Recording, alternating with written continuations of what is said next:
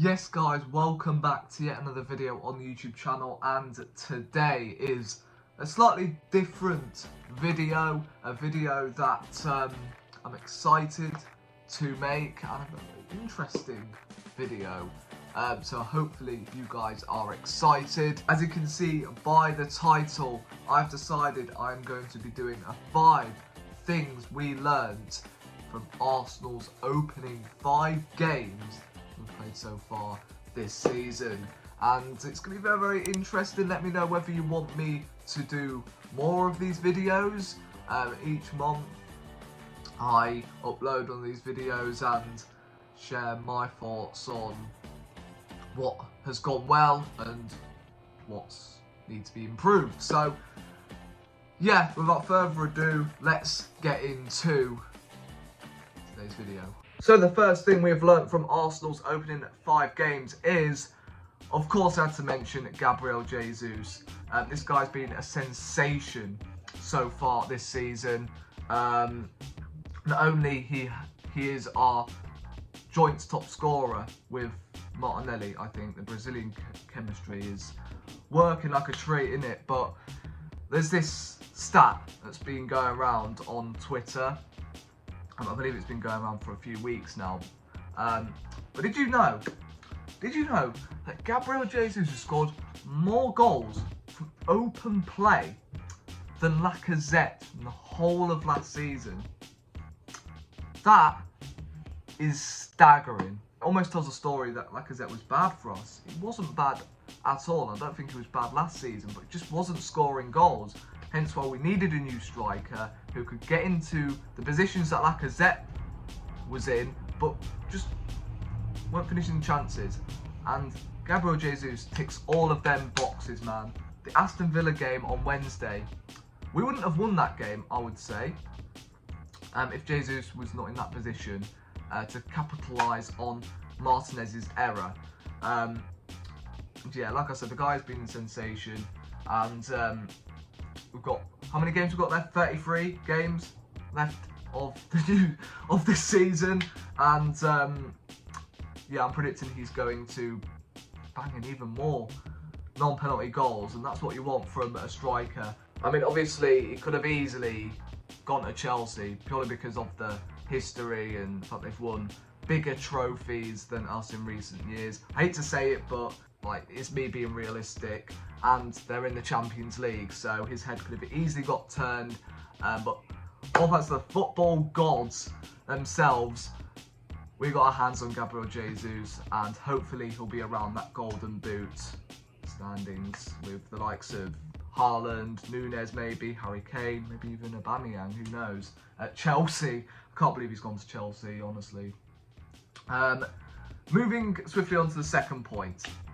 Now, I don't really want to be too negative in this video, so this might be short and sweet, but it just has to be said. The midfield depth is weak. We've got Elneny currently injured. Partey could be out for a few weeks, might be even out the entirety of October, where it's crunch month. So who knows, he could be out for that long, you never know. Tomiyasu was out for a few weeks, was meant to be out for a few weeks, sorry, around January time, and that ended up being a 4-month injury. So you just never know, which is why I think we needed to invest in the midfield in the summer. Yes, I know we bought in Vieira, but he's not really a number 8, is he? He's more of a centre attacking midfielder, and a number 10, can play on the right. And yeah, that's why I was screaming from the rooftops to get Tielemans, because he would have been perfect, or just a CDM like Douglas Luiz, who we were after on deadline day. So that's my only complaint in summer window. We needed a midfielder, we needed a winger, so that leaves Arsenal fans a little bit worried. The only negative I would take from August, and that is we haven't really invested too much in the midfield. So I'm just going to leave it at that, really. I don't want to be too negative, I want it to be all positives, but yeah, it just has to be said. Number 3, I had to put this one in here. Granit Xhaka's new position. Now we know Granit Xhaka throughout his entire Arsenal career has been playing as a CDM, protecting that back four, and I've always said it just doesn't suit him whatsoever. When he has been playing as that number 8, he doesn't get forward enough. This season, he's been going forward, he's been getting those assists, he's been getting goals as well. Not many goals, but he's certainly got some assists in him. He seems a lot faster than he used to be. And yeah, right now I see a completely different Granit Xhaka than I've seen in previous years. Don't get me wrong, in the last 2 seasons he's been quite good, he's been quite useful. Right now he's really, really important. So yeah, I'm really, really happy with the progress Xhaka has made, and maybe that is why we weren't trying to get Youri Tielemans. So yeah, right now Granit Xhaka, oh, my PC came off. Sorted. As I said, Granit Xhaka is progressing really, really well. Can't be more pleased of him. As you guys know, I'm not really the biggest fan of Xhaka, but I'm not afraid to give credit where it's due. That number 8 role, suiting him. The stuff that went on behind the scenes, even though it wasn't really quite behind the scenes, happened in the game. I think you guys know what I'm talking about. At home against Crystal Palace, he's put all of that behind him, and he's focused on his football. He was going to leave in January before Arteta came in, and then Arteta convinced him to stay.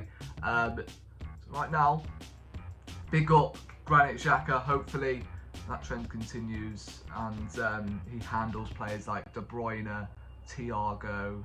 Yeah, that's gonna be a handful, but we'll find out though. Moving on to the second and last point of the video, and it's another player that I couldn't simply miss out, and that is William Celiba. The Celiba impact, I've named it.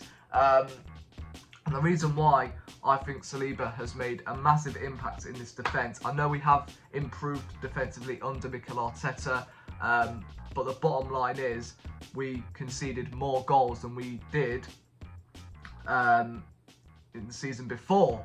So has he really improved the defence? I don't really think he has, but William Celiba has definitely improved it, that's for sure. The way that guy plays the ball out from the back, he's quick, he's stabilised, and mate, we need to wrap this guy in cotton wool.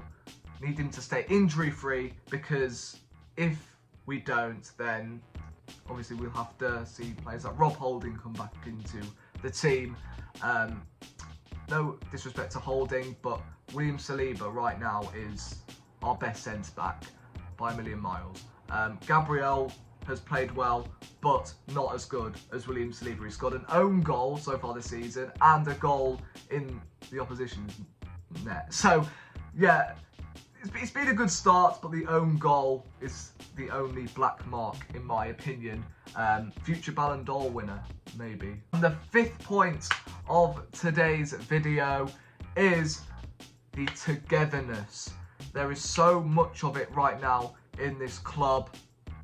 From you're not fit to wear the shirt in 2017 when we lost 3-0 to Crystal Palace, the fingers were pointed at Bellerin when he was taking a throw in. It was you're not fit to wear the shirt, to now the players have grown a really good bond with the fans. The fans have been singing Arteta's name, I believe from April to now, and hopefully we are in for a very, very good season and that bond continues. But in the meantime, thank you guys for watching yet another video. It's a little bit different. Let me know if you want more of these, and I'll be more than happy doing them. I've kind of enjoyed doing this video as well, so hopefully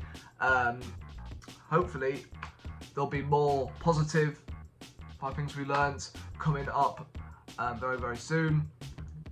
Please, if you enjoyed it, as always, leave a like, and subscribe if you are new on my road to 1k by the end of the year. But in the meantime, thank you for watching yet another video on the YouTube channel, and yeah, as always, you guys are the best. I'll see you in the next one. Cheers.